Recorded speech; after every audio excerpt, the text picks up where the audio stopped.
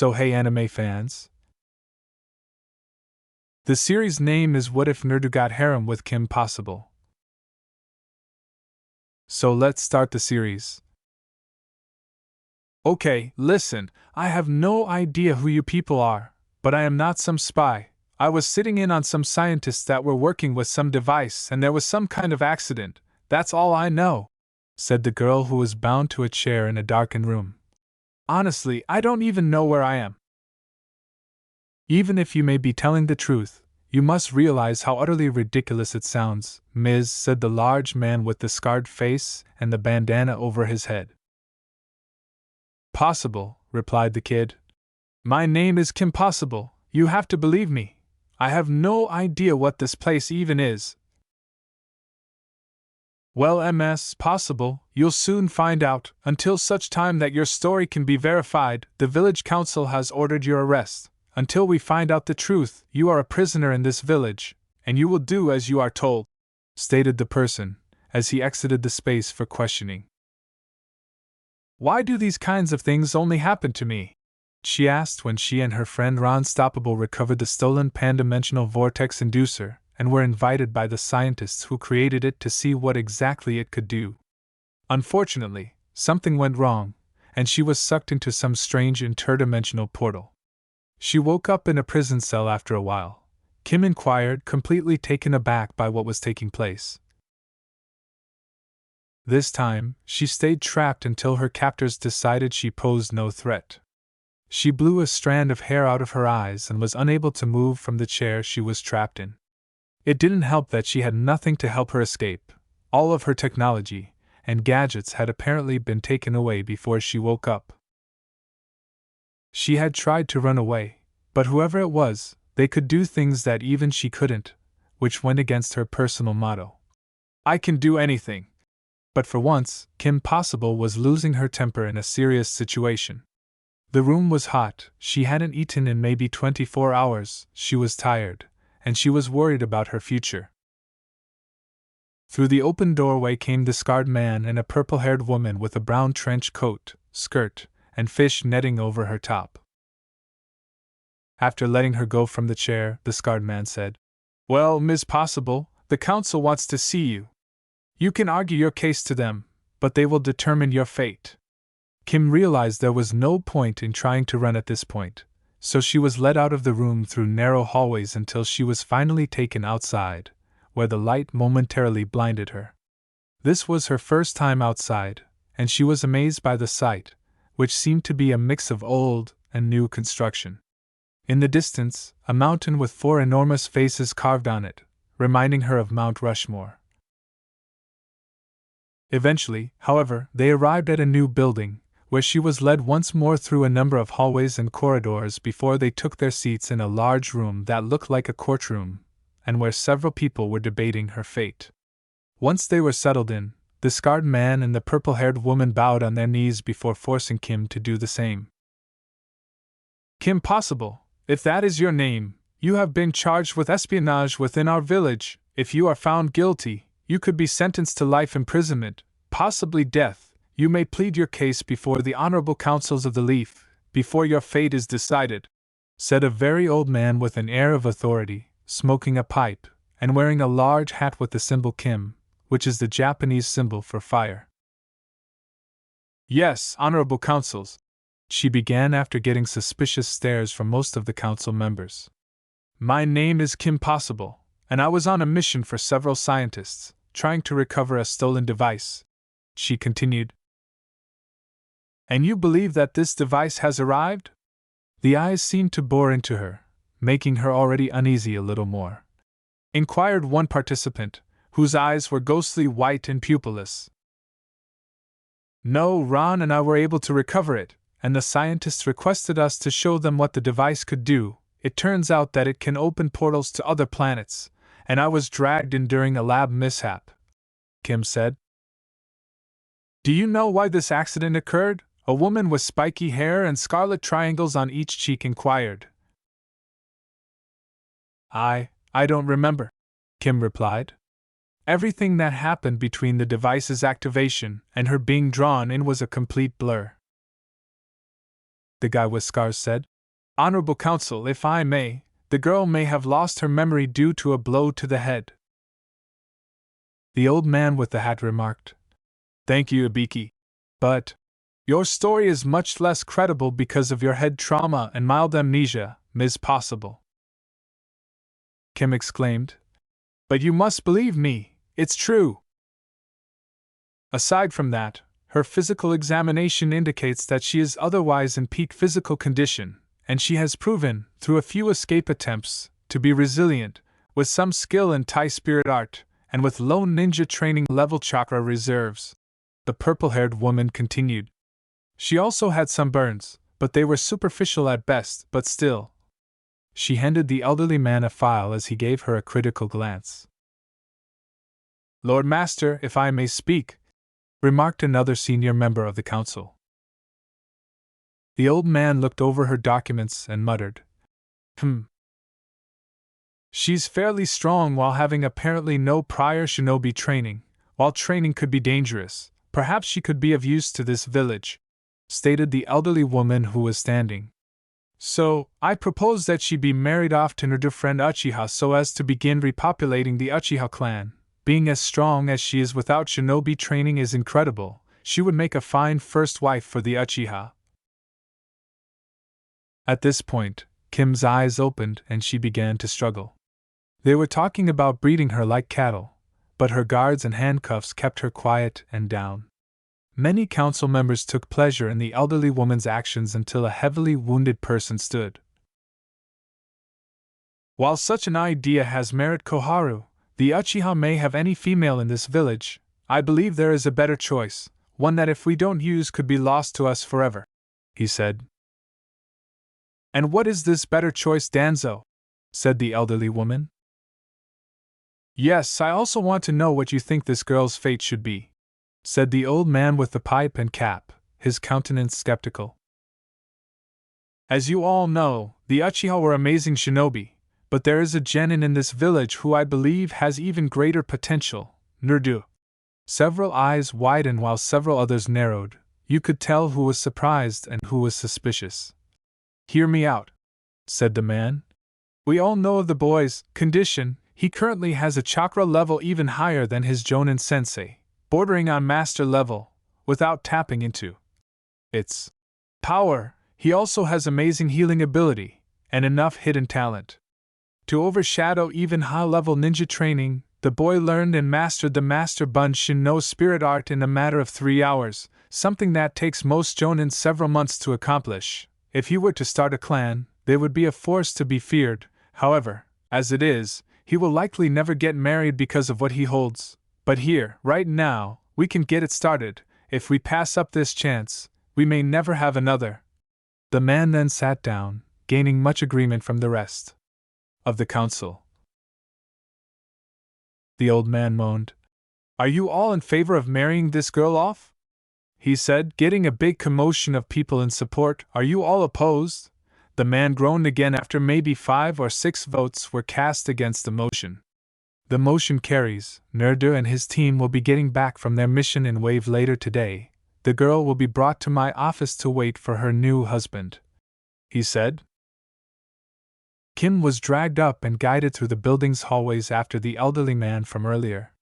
When they reached a pleasant office-style area, the elderly man dismissed Kim's guards and offered her a seat, which she accepted grudgingly before the elderly man sighed again and began speaking to her. I'm sorry about this whole ordeal, Ms. Possible. If it were up to me, you would have been released, though you would have been confined to the village. However, you were lucky to have been married off to Naruto rather than the Uchiha. You'll find that Naruto is a bit of a goof, but he's very kind, whereas the Uchiha would probably use you as nothing more than breeding stock. Anyway, isn't that the plan? She asked, her annoyance evident. Well, in a way, yes, but I think you'll find that Naruto will not exactly follow their guidelines for having children. Knowing him, he will be a perfect gentleman, at least as best he can, replied the person. I really just want to go home, Kim said, getting to her feet and looking out the window. Well, the fact is, we've never even heard of your home, so for the time being, you are stuck here. and unfortunately, that means you will abide by the rules set by us," replied the person. "Like I said, I would rather have had you merely confined to the village, but unfortunately, that's what happens with democracy. Eventually, everything just becomes a power struggle between the selfish. Democracy works well where I come from, well, better than here, I guess," said Kim. "Well, our whole system was founded on military rule, so when democracy becomes involved, things become harder to control," said the man, before the door opened, revealing 3 teens around her own age. The first one, the one female of the group, had pink hair and wore a red battle dress. The second one was a boy with black hair wearing gray pants and a blue shirt. The third was something of an oddity to her. He had the biggest smile on his face, and 3 whisker-like markings adorned each cheek, but his choice of dress was what had her staring. He looked to be wearing a bulky, bright orange jumpsuit. Finally, in walked a man who seemed to be maybe in his late 20s or early 30s. He wore a mask over the lower part of his face and wore a strange outfit with a bulky green vest. All 4 wore strange headbands with a stylized leaf symbol on them. The 2 boys wore theirs on their foreheads, while the girl wore hers to keep her hair back. The older man wore his on his forehead also, but his was tilted slightly to cover his left eye, like a makeshift eye patch. "Team 7, here with our mission report," said the older man. "All right, so I know that this mission has been promoted to A rank," the elderly man said, pulling out his pipe. "If that is the case, you will each receive A rank pay for your services, as well as the bounty for the Demon of the Bloody Mist," he said, giving each of them a small bag containing their earnings. The headmaster of the 6th headmaster then handed his detailed report to the headmaster of the 3rd head. "Well then, everything seems to be in order. There is, however, one other piece of business to take care of," the master said, pointing to Kim, whom they had been ignoring up until that point. "Yesterday, this girl was found in our village. She has no documentation and claims to be from a faraway place. Unfortunately, she has been taken prisoner of our village, and it has been decided by the council that she be married off," said the 3rd headmaster. "And what connection do we have to this?" a friend of mine asked. "They chose Nerda to marry her to," said the 3rd headmaster, thinking. 3, 2, 1. "What?" Nerda shouted. "Hey, I'm not too thrilled with this arrangement either," Kim added, crossing her arms and appearing enraged. "Come on, old man, can they accomplish this? Since I'm 16, she can't be older than me either," said Nerda. He produced some paperwork, which Kim and Nerda reluctantly signed. 3rd headmaster also signed it to make it legal, and Nerda's team served as witnesses. After it was stamped with the master's personal seal, 3rd headmaster addressed the newlyweds. "They can Nerda, and it's already been decided. Unfortunately, as shinobi you have to abide by their decision, and you are shinobi, which makes you an adult in the eyes of this village," he said. Then 10 clones materialized. "Nerda, maybe it would be best for you to show Kim around the village. She hasn't eaten in over a day, and you might need to get your apartment cleaned," he said, as his eyes widened and he nodded and formed his hand into a cross-shaped seal. "Okay guys, I guess we're bringing a lady home, so go clean up the apartment as best you can," Nerda said, nodding to his clones. After they had departed, the 6th headmaster turned to face the 3rd headmaster. "Okay, that was pretty cool," Kim said as Nerda motioned for her to accompany him. "Lord Master, I mean no disrespect, but Nerda's right, the council should not have the power to do this," the 3rd headmaster moaned for the 100th time that day. "They shouldn't have any power at all. The purpose of the council is to advise the village master, but the councils of each of the hidden villages are growing more and more powerful. At this point, I feel like I'm nothing more than a figurehead," he said, hunched over in his chair. "I am loyal to you alone, Lord Master, regardless of what the council says," the 6th headmaster said before disappearing in a cloud of smoke. "At least some people are," the 3rd headmaster said, laughing. He pushed the umbu out of the room and pulled a small orange book from a secret compartment in his desk. I need a vacation, he muttered, turning to a marked page before beginning to read. Well, here we go, Ned said, opening his door to a now clean apartment. He had shown Kim around the village and given her a basic rundown of how things operated there. After the elderly man Ichiraka heard Kim's story, they stopped at Ichiraka Ramen, where they ate for free. Although Kim was hungry, she only finished 2 bowls, while Nerd ate almost 10 by himself, shocking his new wife. After they entered, Ndu gave her a tour of the room before she argued, stating that the bed was hers and that he could sleep on the couch. Of course, given how annoyed she was by the entire situation, she probably wouldn't have argued anyhow. When she was tired from everything, her mindset changed from mission mode to that of a typical girl. Her mission mindset was likely the only thing keeping the emotionally distressed and exhausted girl awake, because as soon as she let go, she fell asleep on the bed. The following day, Kim woke up feeling rested and rejuvenated. Naturally, when she opened her eyes, she saw that what she had assumed to be a bad dream was real. She got out of bed and discovered that she had even slept in her clothes, indicating that she must have been extremely exhausted. She opened the door and looked outside to see if her husband was there. Shaking her head at the idea of being married and finding herself in such a predicament, she entered the hallway and snuck into the living area to discover Naruto preparing breakfast. She greeted him, surprising the youngster. He responded, flipping what appeared to be a pancake. Oh, you're up. Yeah, Kim responded. I usually do that in the morning. To which Naruto chuckled. Kim gave him a weird look before he gave him a sympathetic smile. Well, so does the boss. Unfortunately, he didn't get to stay for breakfast, but he wanted me to stay around, keep you company, he replied. Before he flipped the pancake behind his back and all the way to the table, landing it directly on the plate, the now clone Naruto said, Oh duh, you're not familiar with shadow clones. The real Naruto left a while ago for a team meeting. You will be training with them once you get the basics of chakra down, but for now, Naruto wanted you to sleep in. Figured you earned it after yesterday. You're a clone, then? Kim inquired. The blonde answered. Yep, adding more batter to the pan. I'm essentially your personal attendant until the boss returns, she said. How does it operate? She sat down and started eating the big pancake in front of her before asking. Well, the user literally takes and divides his life force between whatever number of clones he wants. After that, we just split. We become partially sentient beings. And then when we dispel, we rejoin the original Naruto, and he gets our memories. The clone responded. So, Naruto will recall this exchange when you depart? Kim inquired, gaining a nod from the clone. If he cares to, then yes, he has to find the information in his mind. It becomes stored, but not automatic, the replica said. So, were you truly planning on being my attendant? Kim asked the clone as she put another pancake on her plate.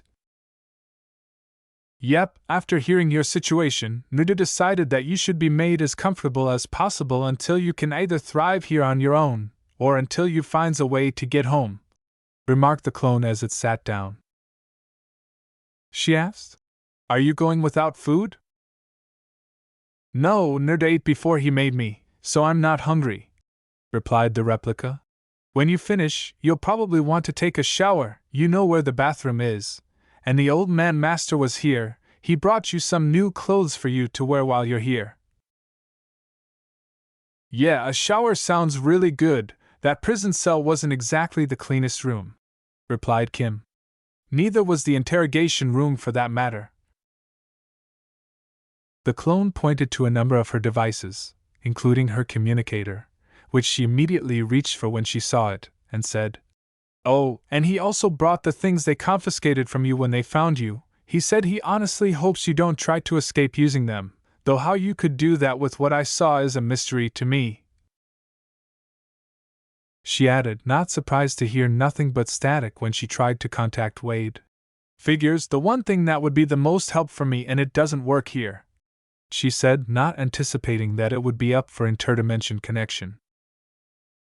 Are you going to be alright? The clone inquired. Yeah, no big, Kim remarked, sounding a little down. I can live here for a while, and they're probably trying to get me back for now anyhow.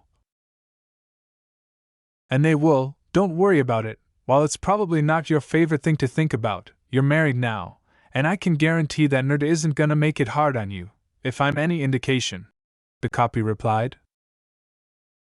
Yeah, I think I'm gonna take up that offer of a shower, Kim said, grabbing some new clothes before entering the bathroom. The clone heard the water begin to run. When the clone appeared, her mouth nearly fell open. She was dressed in tight black slacks, a maroon sleeveless shirt, and a belt with pockets. Her hair was wrapped in a bath towel, which gave it an odd appearance. So, have you recovered? The clone inquired. She looked down at herself and answered. A little, yeah. At least I'm clean, lovin' the new clothes by the way. Well, according to the old man, they got your measurements during your physical and used those to find some clothes that would fit properly, said the replica. Is it possible to remove the original from the orange jumpsuit in terms of apparel? I don't mean to be impolite, but that thing looks terrible, Kim replied.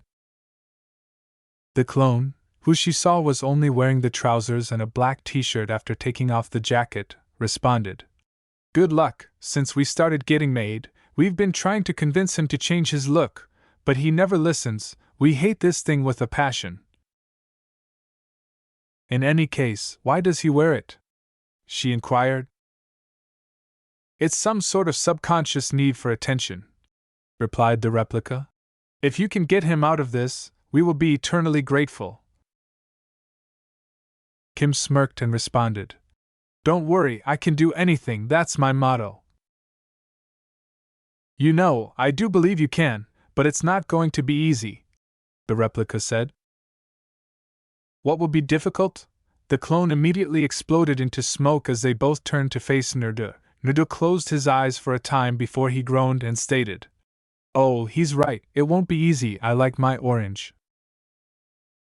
Yeah, well, I think it's time you had a change, come on, please, you wouldn't have to do anything, I can get clothes for you if you give me the money, replied Kim. I don't really. Kim interrupted Nerdu by revealing her patented puppy dog pout, her secret weapon. Nerdu reached into his pocket and said, okay, but you have to pick them out for me, I'll come with, because I'm not sure if you're familiar with our money, so I'll pay, he continued.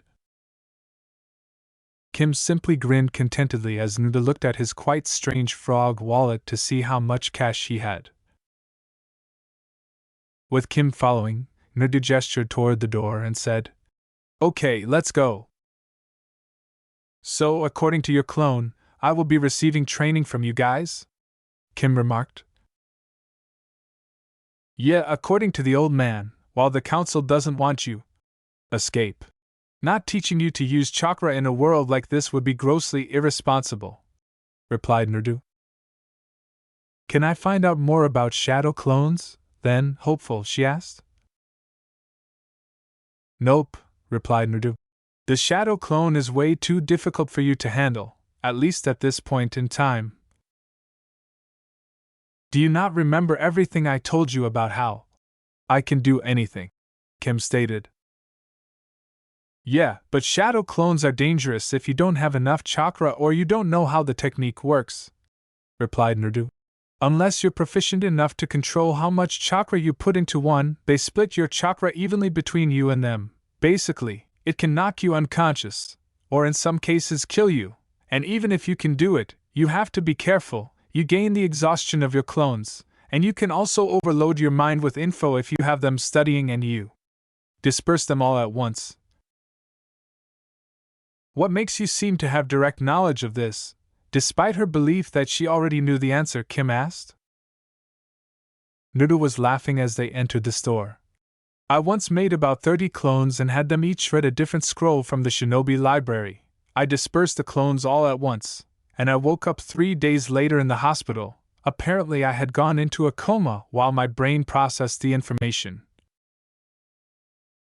At that, Kim whistled. Are you certain that you can manage the technique? With a tone of mockery, she inquired. You got me to come get new clothes. I at least had to get you back, Nerda replied, causing Kim to frown at him.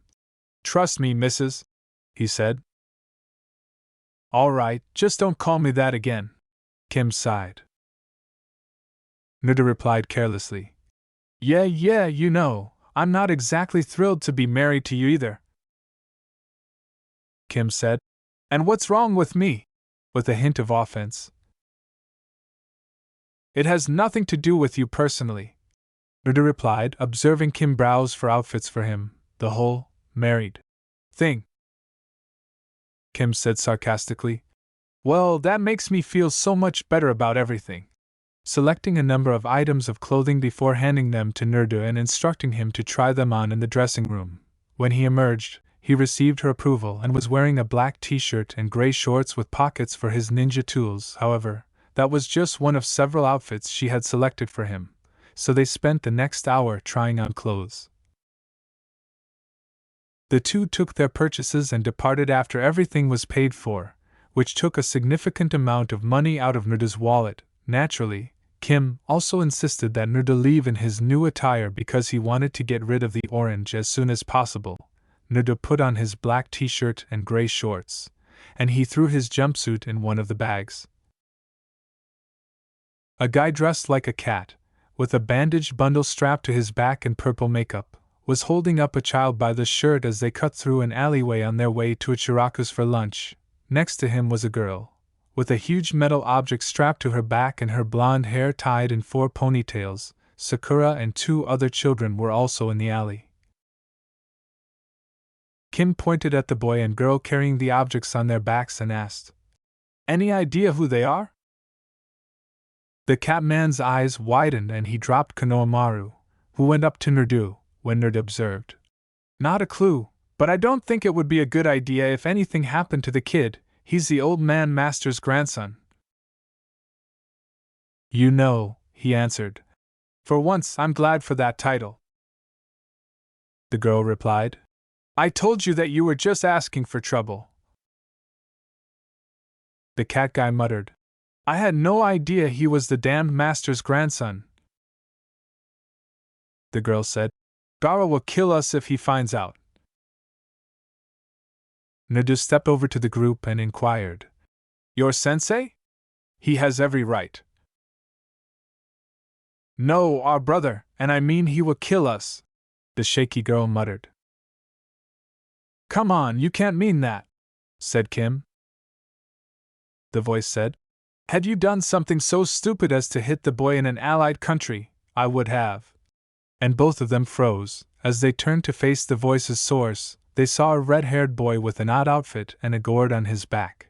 What shocked Kim was that the boy was standing upside down on a tree branch as if he were standing normally. Can you do that? She whispered to Nerdu. Nerdu murmured back to her. I can, but he makes it seem cooler and creepier at the same time. The child vanished in a swirl of sand and then resurfaced in front of the other two, who stumbled to apologize. Shut up or I will kill both of you, the boy growled, barely controlling his anger. You both immediately stopped talking, and the red-haired boy turned to face Nerdu and Kim. I apologize on behalf of my siblings. They can be idiotic at times, and I'm sorry for any damage they've done, he said. Yes, well, I accept your apology. Now why are you here? Konoha and Suna may be allies, but you still don't see many sand shinobi within our borders, said Nerdu. We are here for the upcoming Chunin exams, was the red-haired boy's direct reply. Wait a minute, the exams are coming up. Damn it, sensei, you would go without telling us about them, responded Nerdu. Well, if you enter, we may just see each other, and you can help me prove my existence, the red-haired boy said, turning to face his siblings. We're going back to our hotel now, the boy said, vanishing in the swirl of sand. A moment later, his brother and sister left with a slight spring in their step as they power walked away, trying to avoid inciting their younger brother's wrath. That was weird, and I've seen some majorly weird things before, Kim said. You learn not to be surprised by people here, Naruto continued, with a hint of melancholy in his voice, despite Kim's inability to comprehend why he would feel that way. When Sakura said, Naruto, I just realized you got new clothes, Naruto became agitated. Yeah, now you're not a walking target anymore, they said when they all looked up to see their Naruto friend in the same tree where the redhead had been living. Kim, apparently satisfied of herself, replied, Yeah, I did a good job, didn't I? Sakura inspected Naruto and observed, I really respect you because you got him out of the thing in the first place. Naruto justified himself by claiming, Hey, it was an unfair battle. I was totally unprepared for the look. Kim said, What can I say? I'm just that good. Which forced Naruto to sigh. Naruto proceeded to depart after stating, Well, if you want to get something to eat, better come on, or I'm going without you. I'd go if I were you, Naruto doesn't joke when it comes to eating, responded Sakura. Kim jogged behind Naruto and remarked, All right, I'd better go then. See you in training, Sakura remarked. Keep working on Naruto too, he needs it. Kim cried, All over it, from around the corner. Naruto stated, I can hear everything you guys are saying. Kim shouted, We weren't hiding it. Sakura only chuckled when Naruto Buddy smirked and said, Sweet Kami, they already sound like an old married couple. As he entered Ichiraku's, Kim finally caught up to Naruto. He ordered a hearty 5 bowls of pork, and Kim ordered miso ramen. They had some pleasant conversation while they were eating, but nothing particularly noteworthy. They discussed Kim's world more and Naruto answered questions about his own. By the time they finished and returned to the apartment, they were on better terms than the previously distant ones. They weren't exactly close, but they had stopped irritating each other before they arrived home. When Kim heard a faint beep that she recognized as the ringtone of the communicator, she was getting ready for bed. She quickly ran to the living room to respond, finding Wade on the other end. Kim? Man, am I glad to see you? The genius asked. Same here, Wade. How'd you get through? I didn't think that you could get a signal strong enough to breach dimensions, responded Kim. I'm focusing my signal through the vortex inducer. What happened? Are you okay? He asked. Kim responded, Yeah, I'm fine. It's a good thing you didn't try to contact me yesterday, because the people here took my stuff. And Wade gave her a puzzled look. Kim, how long have you been gone? Wade asked. About 2 days, duh, Kim said, perplexed by the boy's question. Kim, you only got sucked through an hour ago, Wade said, seemingly emphasizing the obvious. Well, I can definitively say, with witnesses, that it's been about 2 days over here, said Kim. So I guess time moves faster in that place. The scientists are gonna love that, said Wade. But if time goes faster, how are we able to have a conversation like this? Kim asked as she walked into the bedroom. Well, I guess with the vortex inducer active, maybe they have synchronized the time streams for now, Wade said after sipping a Pepsi. So, what happened? What went wrong with the demonstration? Responded Kim. You mean you don't remember? Apparently, Draken sent in Shago to try to re-steal the device, and you two got in a fight. She got away after you were sucked in, responded Wade. Well, according to some doctors here, I hit my head on something. Everything about the demonstration is a complete blank, said Kim. Wade asked. So what have you been doing while you're there? Kim said. Oh, do I have some things to tell you? Before she told the youngster her story. The boy was shocked and couldn't help but laugh at her predicament. So, you're a married woman now? He wheezed, making Kim frown. Yeah, I know, it's so ridiculous. I can't believe this is happening to me, Kim said after gathering herself. Just don't tell Ron, or my parents, she added. The words, from Wade made Kim's eyes widen. They're listening to all of this, aren't they? She responded. As a matter of fact, her mother's voice remarked over the communicator. Kim flushed in shame that her parents knew about her predicament before the image split to show the lab where the scientist in charge of the vortex inducer worked. She could see her parents standing in front of the camera, with Ron and Rufus perched on his shoulder. In Kim's world, Shago had returned to Draken's hideout, where her master was anxiously awaiting her. The man with the blue skin asked, "Where is the vortex inducer?" Draken groaned, as Shago went on. Yeah, about that. You didn't get it, did you? He inquired. Well, you see, I have some bad news and some good news, said Shago. The bad news is that I didn't get your precious pan-dimensional vortex inducer, unfortunately. Little Kimmy was there to watch the test today. Kim Possible always has to ruin everything, Draken said, crossing his arms like a child. Yeah, well, the good news is that Miss Priss had a little accident in the lab and got sucked into some sort of portal, probably never to be seen again, Shago said casually, glancing at her nails. Draken perked up excitedly at that. You mean she's gone? Out of my hair? Never to ruin my schemes again? Draken asked, and Shago nodded in agreement. Oh, this is too good, Draken said gloomily, grinning a little. So, you want me to go back and get the vortex inducer now? Responded Shago. You don't get it, Shago. With Kim Possible gone, there are numerous things I can do that didn't work before because of her and her sidekicks whose name escapes me, interference. Now that she's gone, we can go back to much simpler methods of world conquest, he said. So basically, you're gonna go through the list of failed plans? Shago asked, taking a file and beginning to do her nails. Exactly, but first I think I may throw a party. This is the greatest thing to ever happen to me, Draken said as he headed for the door.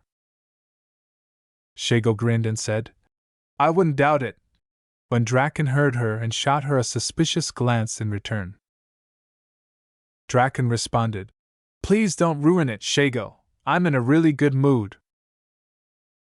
When Shago responded, Okay, whatever you say, Draken snarled as if she wasn't listening, and she walked out of the room. Wade was playing security footage of her fight with Shago, showing Kim exactly what had happened. Basically, she went after Kim as soon as she got there, trying to rip her head off with her glowing green hands. The fight went on for a few minutes, with neither of them winning, until Kim ducked a swipe at her stomach, making her head a target that Shago took full advantage of. She then gave the teen a powerful roundhouse kick, knocking her unconscious and sending her flying into one of the room walls. Kim rubbed her head in the area, finding it still sore, with a noticeable bump. In the video, she said, Well, that would explain things, as her unconscious body was sucked up into an uncontrollably unstable vortex portal. It seems that the other scientists fled when the fight began, so they were unable to keep the portal stable. Shago was seen holding on to several large pieces of equipment to keep herself from being sucked in, and she blew up a lot of it with her green energy blasts. Before closing with a blast of gale force wind that rendered the camera inoperable, it appeared that she had only made things worse. Yeah, now though we have to repair all this before we can get you back, it may take a few days on our end, said Wade. The scientists want me to end the transmission now. They have no idea what the effect of synchronizing our time flows could be, and they don't really want to find out. Right, if you get the chance, call me again sometime, responded Kim. Don't worry, Kimmy Cub, you leave everything to us, And make sure that boy you're with doesn't try anything," responded the doctor. "Possible?" Kim exclaimed. "Dad!" in embarrassment at the notion. Wade said, "We'll get in touch with you once more as soon as we can. And Kim, when we get you back, bring some of those scrolls with," Ron remarked, giving himself a forehead slap. "Do you have any idea how cool it would be to learn interdimensional ninja techniques?" Ron questioned.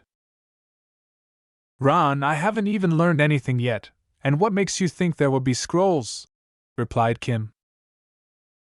"Kim, these are ninja. Ninjas and scrolls just go together, like nachos and Diablo sauce," Ron replied. Kim remarked, "All right, I'll talk to you guys later, I hope." Just before the communication ended.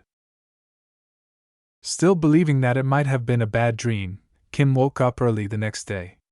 She put on a robe she had been given and went into the living room, where she saw some scrolls and a note on the kitchen counter.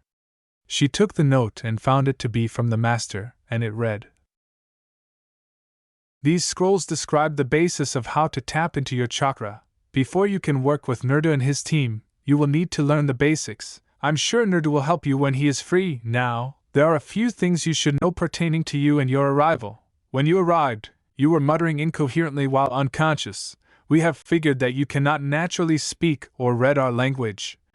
So I've placed a seal on you known as a perception alteration seal. The seal in itself was one of the first seals created. It was used to bridge language barriers between the nations before a standard language was created. Basically, it alters your thought patterns so that while you hear, read, and understand things as if they were in your language, you are in fact hearing, reading, and understanding ours, and even speaking without realizing it. The seal is commonly referred to as that which gives the gift of tongues. No matter what the language, you will be able to understand it. Fortunately, Kim would not have to study for her language courses once she returned to her regular life, so she continued reading even though her eyes widened and she realized she wasn't even speaking English when she engaged with them. However, the seal I placed on you is imperfect, so I called in an old student of mine who is a master at seals. If you could come by my office later today, he can make you a more permanent solution. I hope you have a good day, and I will more than likely be seeing you later. Hiruzen, the third headmaster. The Sandaime master of the village is interred in the leaves. She moved to the scrolls after searching for the note's reverse side and finding none. She sighed since she didn't enjoy it when Ron was correct. Yes, he was her closest friend, but it was odd when he was correct and she was incorrect. She opened the first scroll and began to read. About an hour later, Naruto came into the apartment and asked, "Hey, what's up?" after seeing what she was reading. "Oh, nothing to do, so I thought I'd take a look at these," she remarked as she raised the scroll. "By the way, did you know anything about this seal or whatever? The master said he placed a seal on me that lets me understand other languages, including yours." "It might be this," Naruto whispered as Kim recovered her compact, and Naruto swept away her hair to reveal a series of lines and kanji on the back of her neck. The two held them in place so Kim could see the markings. She rubbed her palm over them carefully, but they didn't smear. "Great," she said sarcastically. "Now that I have a tattoo, my dad is going to kill me." "Seals and tattoos aren't the same thing, it's just ink that gets fused to your skin during the sealing. It can be removed very easily," answered Naruto. "So this little thing keeps us speaking the same language, huh?" "Apparently," replied Kim. "That reminds me, I need to go meet the master to have it looked at and get a permanent one." "Well then, let's go," Naruto replied. Kim went to the bedroom to change before Naruto joined him. "So how do you know about seals?" Kim said as they were leaving the apartment. "I read," replied Naruto. "Do you not remember the coma story? When nobody is around, I do 3 things: I read, train, or work on my garden." "You have a garden?" Kim asked, laughing to herself. "You like gardening?" As a matter of fact, I do. Nerda defended himself, adding, It's relaxing. Sorry, it's just that back in my world, the only guys I know that enjoy gardening are old men, laughed Kim. Yeah, well, this isn't your world, said Nerda. Come on, it'll be faster if we use the rooftops. As Nerda grabbed her and threw them to the top of a building, Kim asked, Wait, what? She felt lucky to do extreme tasks often because otherwise she would have yelled. Nerda set her down before picking her back up on his back. What are you doing? She asked in a bewildered and annoyed tone. Well, I don't think you're able to run rooftops like us, so just hang on, Nerda remarked with a small smile as he shot off at high speed toward the master tower. She grumbled but gave in. While they were traveling, Kim whispered in Nerda's ear, Don't get used to this. I was about to tell you the same thing, Nerda said after turning back to the girl on his back. Once they arrived, they put Kim down and went into the building to find the master's office. There, they saw the master and a large, strange-looking man with long white hair and red streaks down each cheek. He and the third headmaster were talking as though they had known each other for a very long time. The third headmaster responded, Nerda, Kim, great, I'd like you both to meet my old student, Jiraiya. So, this is the girl, she is quite a looker, isn't she? Jiraiya continued with a somewhat perverted smile. Kim frowned at him. So, you need me to reinforce a perception alteration seal? He asked, going back to third headmaster. If you would, the master said. Well, she's going to need to remove her shirt, Jiraiya added, her twisted smile reappearing. Kim frowned, crossed her arms over her chest, and blushed intensely. Third headmaster said, Kim, if you would please, it has to be done. And the girl sighed before removing her shirt, leaving only her bra. Jiraiya then stepped behind her, brushed her hair away, and examined the seal on the girl's neck. Oh yeah, this thing is pathetic, no offense sensei, but I'm surprised this thing has lasted as long as it has, he said, inserting his hand inside a seal and touching the center, shattering it and causing Kim to lose her understanding of what they were all saying. It sounded a lot like Japanese, a language she couldn't speak anyhow. Kim felt strange as Jiraiya drew up a new seal on the base of her neck, then flashed through several hand seals and touched the center again.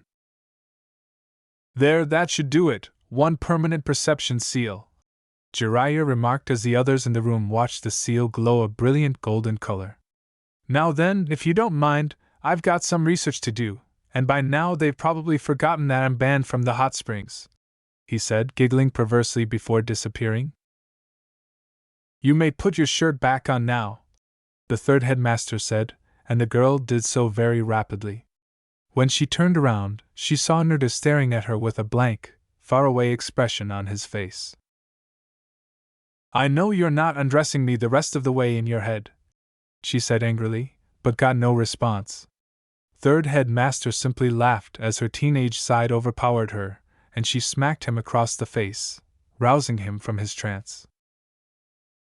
Kim sighed and grimaced when he asked, what were we talking about? Come on, let's get out of here, she said, taking his hand as the third headmaster kept laughing. I wonder how they're both going to take the news when the council springs it on them that they need to consummate the marriage before too long, he thought to himself before retrieving his little orange book from a secret compartment in his desk. He laughed twistedly and promised to get Jiraiya to sign a few before the Toad Sage left the village once more. When Kim and Nerda got back to his apartment, Kim's face was as red as her hair, and Nerda was still massaging his face from where she had slapped him. Kim collapsed on the couch, wondering how she had ended up surrounded by perverts. Of course, despite everything, she had enjoyed her husband's reaction. For some reason, it made her feel good. When she opened her scrolls again, she found that she couldn't focus. Her thoughts kept going to Nerdu, and she felt that she could have a lot of fun with him now that her parents were gone. When she realized what she was thinking, she shook her head. Great, she thought. Now I'm turning into a pervert. There's no way I'm gonna fall for this guy, but he is cute. However, she was startled out of her reverie by an incredible sensation, and when she looked around, she saw several shadow clones. One was massaging each foot, while another rubbed her neck and asked if she wanted to eat. She said, "Okay, what's with this?" despite the fact that she couldn't deny that she was enjoying herself. "I had a bit of a pervert moment," the genuine Nerda sheepishly added after apologizing for his earlier remarks. "Well, if this is how you apologize, you can have them a little more often," Kim responded, caving in to the contact. To keep Kim from hearing, Nerda whispered, "I just might take you up on that." She asked, but he only shook his head and began preparing instant ramen. After Nerda had made the ramen, he brought one of the noodle cups to them both, and they ate in relative silence, broken only by some idle chatter. Both were a little uncomfortable with the silence, but neither could really think of anything to say to the other. "Oh, nothing," said Nerda. "Just talking to myself." And Kim looked at him for a moment, not believing him completely but simply brushing it off as her being paranoid. "So, do you like it here?" Nerda questioned a girl who had been pulled from her own world into a strange one, imprisoned, and forced into marriage if she was enjoying herself before mentally slapping himself. "Well, I can't say I'm happy with the situation, but I think that it's not the worst one I've been in. Weird, definitely, but bad, not entirely," she said, causing Nerda to look at her with one eyebrow raised as if to ask, "Seriously? You've been in worse situations?" Nerda asked. "PHHF, try being put under mind control by a blue-skinned psycho, only to have your little brother save you. I don't think I'm ever going to live that one down, more from embarrassment than the actual mind control," she said. "You led a very interesting life in your world, didn't you?" responded Nerda. "You don't know the half of it," replied Kim. "If you knew some of the missions I've done, you'd just shake your head. From what I hear, you guys take on missions all the time." "Yes," said Nerdu. "But until our most recent mission, we spent more time chasing some damn cat than anything else." "A cat?" responded Kim. "Now that's a ninja mission even I could do." "Oh, I doubt it," said Nerdu. "I kid you not, this cat is a demon from hell. It escapes maybe 10 or 11 times a day, and sometimes it takes Jonin-level ninja to catch. It has escaped so many times that it knows how to escape from ninja," she said. "Wait, you're serious?" as Kim chuckled. "Yep," replied Nerdu. "Damn thing has scratched me up more than my fair share too." "Wow, I'll take your word for it then," Kim said after taking another bite out of her noodle cup.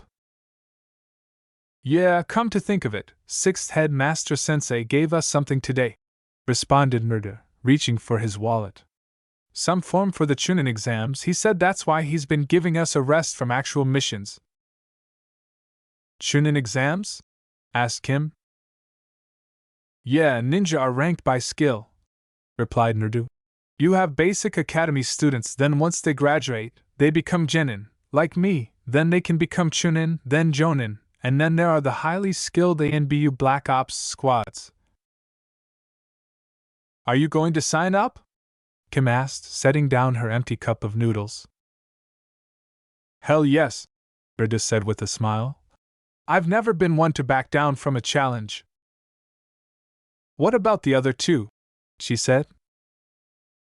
"Well, if I know Nerdu friend, he'll do it, but I'm not sure about Sakura. She's generally a follower though, so I don't doubt she'll do it if the two of us will," replied Nerdu.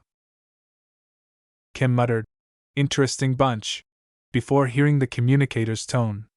She then reached into one of her pockets and found Wade on the other end. "Hey Wade, how are things coming on that side?" she inquired.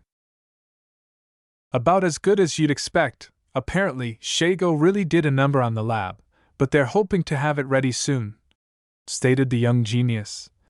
"How are things on your end?" he queried. Not bad, I will say it's nicer being with Naruto than in prison, she said. Who's that? Naruto asked, looking over her shoulder so Wade could see him. This is a friend of mine. He usually keeps an eye on my website and sends me and Ron on our missions, Kim replied to Naruto. What? She asked, turning back to Wade, who was staring at her. I didn't know you spoke Japanese, Wade said.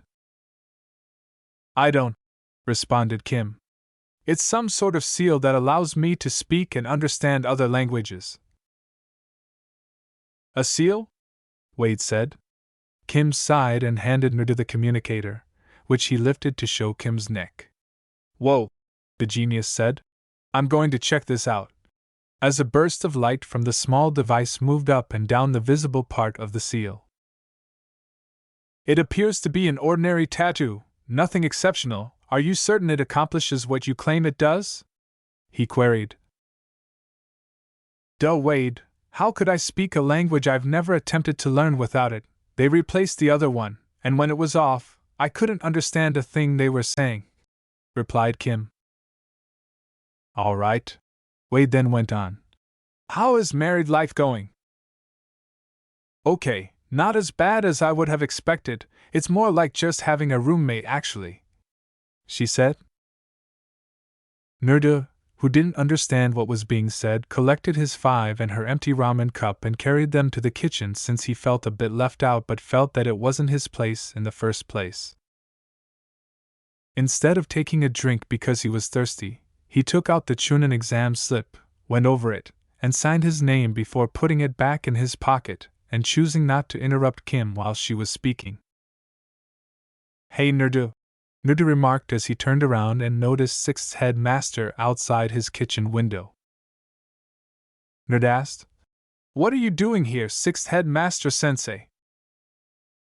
Well, I figured that you'd sign the form first thing, so I figured I'd come and tell you about the team meeting tomorrow. Any of you 3 taking the exams will have to discuss a strategy, replied the 6th headmaster. What? Plan? Naruto asked, and the 6th headmaster only sighed. Since his team had just arrived, Naruto dragged his feet through the hallways of the forest tower and followed directions to his room. He expected to take a hot shower and get a good night's sleep when he got there, but he did not expect to find his new wife waiting on the bed. Each village had its own section of the tower, which held several rooms for its shinobi, so each shinobi did not have to share a room with their teammates, especially if they happened to have members of the opposite sex. Hold on, tell me how you got here. I thought you would be back at the apartment, he added, raising an eyebrow. Well, Kim said, getting up from her seat, one of those masked guys showed up and told me that the master thought it would be interesting for me to come and meet you here. He wants me to spend time with your team a little bit, not just you, so I got an escort through the forest, and I've been waiting here almost a day. I have to admit, it's kind of boring without you around. With a smile and a shake of his head, Naruto said, I'll take that as a compliment.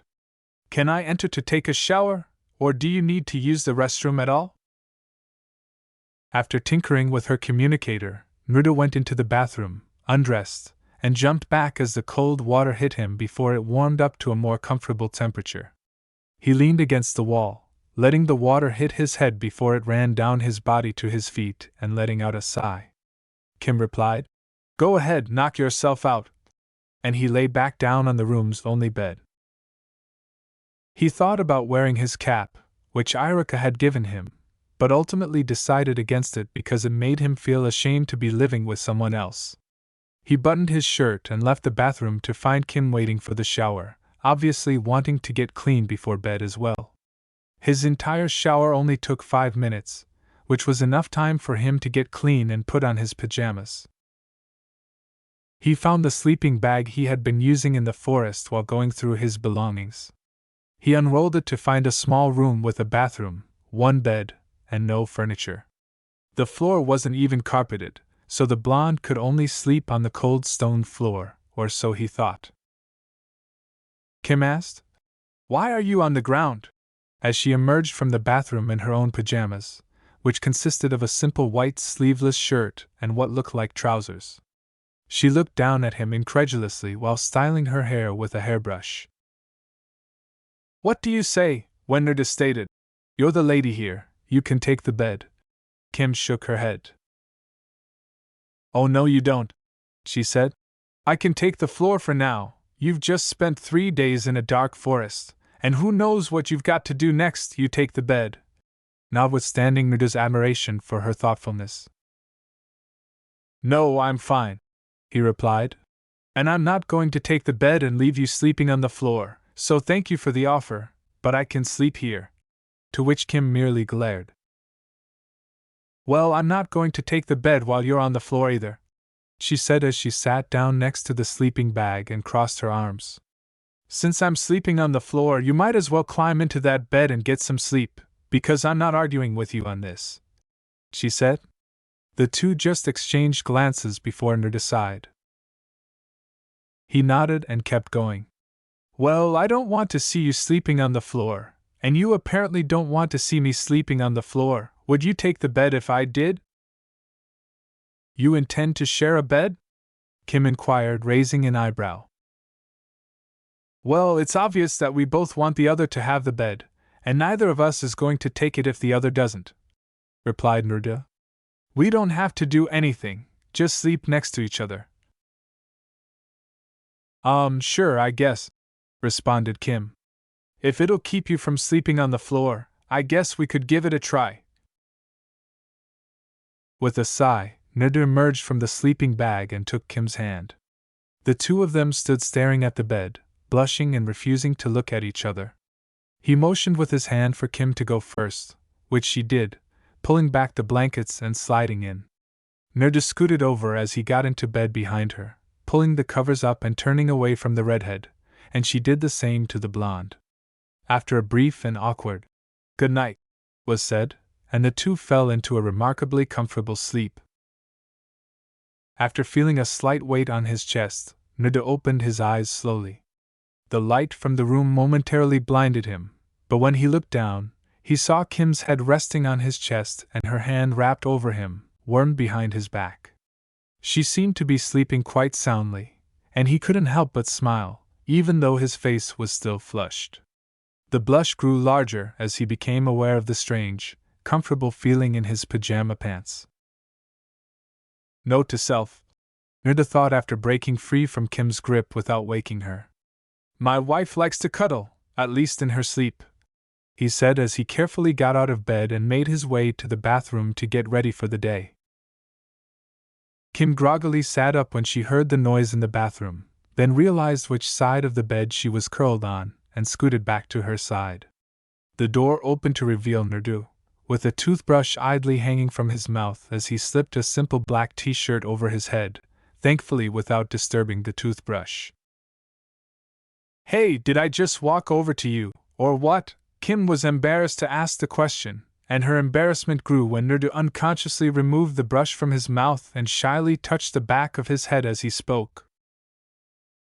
"Actually, you were laying on my chest when I got up," the blonde said, desperately trying not to spill toothpaste as he spoke.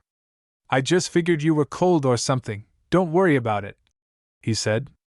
"After that, we can go have breakfast in the cafeteria."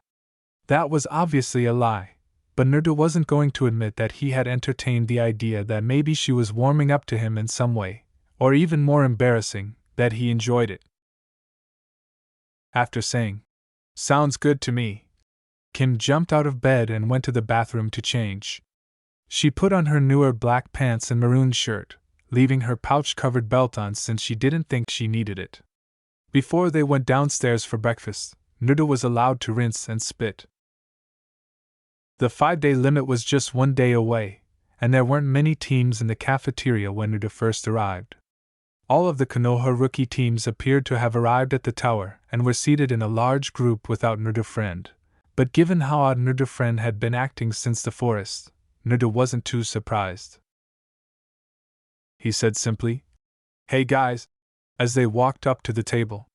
The rookies all turned to face the voice, and everyone but Sakura looked at Kim curiously. None of them were aware of the forced marriage. Oddly enough, Hinata Hyuga, whose face was glowing red, looked at the redhead the most, but Naruto and Kim ignored it. When Sakura said, "Hey you two," while brushing her now cut hair, "did you sleep well?" Kim began to wonder what had happened in the jungle. Both of them blushed almost as much as Hinata at the hint in Sakura's tone of voice. The other genins' reactions were mixed, and almost all of them were funny enough to ease the two's discomfort.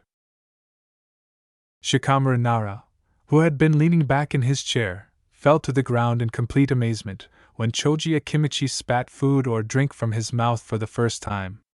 Ino Yamanaka looked completely enraged, most likely because Sakura had not informed her of such delicious rumors.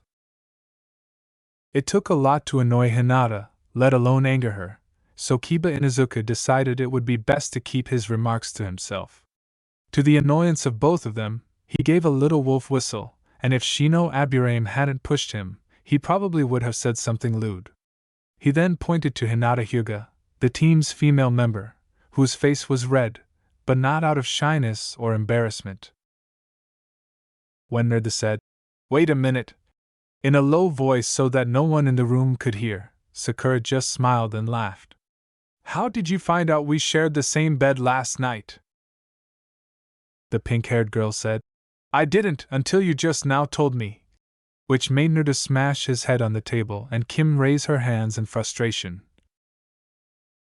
Before Ino shared her thoughts, she exclaimed, "Oh, fantastic, now everyone does know," her shame turning to annoyance. "So wait a minute," she replied. "Since when does Naruto have a girlfriend?" "Not girlfriend," Sakura said. "Wife, she and Naruto are married." If they hadn't been recovering from Sakura's shocking statement earlier, each group member would have experienced the same moment of surprise. Hinata was furious, clutching the edge of the table so tightly that her knuckles were turning white. In addition to being upset with Kim for robbing her of her opportunity to see her crush, she was also upset with herself for not getting to see her crush yet. Ignoring Hinata, Kiba exclaimed, "Damn Naruto, who would have guessed that you would be the first rookie to get a girl? How did you meet?" Naruto remarked, "Oh, you know Kiba, she kinda just fell right in my lap." And Kim simply palmed her face in embarrassment. Kim flinched as a tiny yip came from Kiba's hood and a tiny puppy emerged, barking softly but clearly in Kiba's ear. "Damn, some people have all the luck," Kiba remarked, standing. "I'm going to go grab some of the grub they got here." "Oh yeah," Kiba murmured, licking his lips. "That steak did look good." Kim glanced at everyone before asking. Kim's cheeks turned a new shade of crimson as the others simply chuckled and said, "Did he just talk to his dog?" Choji questioned. "You don't know much about the clans, do you?" in between mouthfuls of his noodle dish. In defense of her, Naruto said, "She's new here," for which she was kind of thankful. "She, comes from a place outside the nations, where they don't have shinobi," she said. Inquiring about the new girl, Ino said, "Oh, you came from overseas then? Kind of weird, but not unheard of. We get some traders come into the shop, looking for some of our rarer flowers, that come from outside the nations," Ino suggested. After a time, Kim responded, "Yeah, so what's all this about clans?" "There are some ninja families that have certain genetic abilities, or a group of techniques that they keep secret from all but the clan," Shino said as he began to explain. "My teammate Kiba's clan works with and emulates dogs in their techniques, and are able to communicate with their particular partners, whereas, say, my own clan utilizes insects." After a while, Kim answered, "Okay then, but I guess that makes sense. I still have a lot to learn." Sakura said, "You'll get it eventually." And Kim smiled back at the red-haired girl. Although they hadn't communicated much, Kim felt at least like she had a female friend in the new world. Kim smiled back at Ino, who added another number to her list of pals. "Well, if you ever feel that urge to go out and buy clothes, I'm always up for a new pair of shoes," Ino said. "Sure," said Kim. Sounds like a plan. It will give me something to do around here at least, besides being trained. Awesome, Ino answered, already formulating a list of inquiries to make of the girl when they next met. When Kiba returned back, the group without Hinata resumed having wonderful chats, most of which were centered on the tests rather than Kim, for which she was extremely thankful.